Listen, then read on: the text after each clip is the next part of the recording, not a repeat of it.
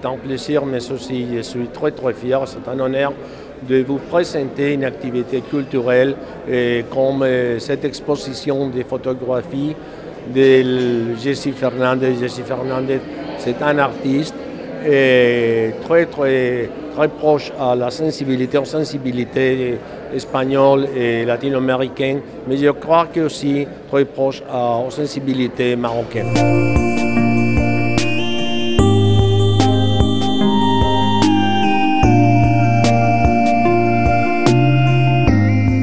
Cette exposition qui a été faite avec l'Institut Cervantes a pour thème le monde hispanique de Jessy Fernandez.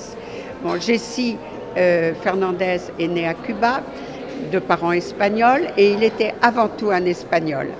Et il a toujours été, cette exposition retrace tous les pays d'Amérique latine, comme la Colombie, le Guatemala, le Mexique, Puerto Rico, tous les pays où il est allé et qui ont été à une époque vraiment hispanique.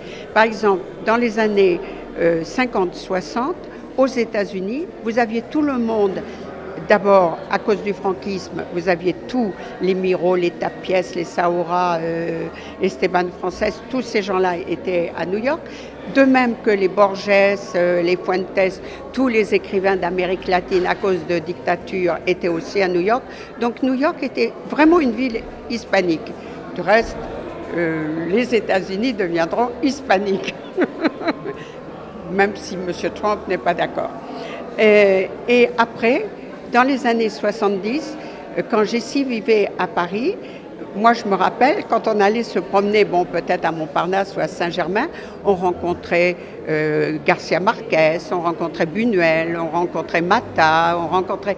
C'était incroyable. Jessy était devenue, Paris était devenu aussi une ville hispanique.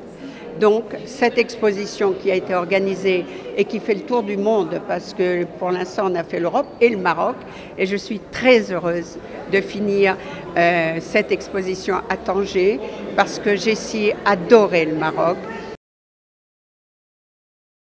ما تنساش تابونا في لاشين وتأكتيفي الجرس باش يوصلك جديد فيديوهات من هيث بريس.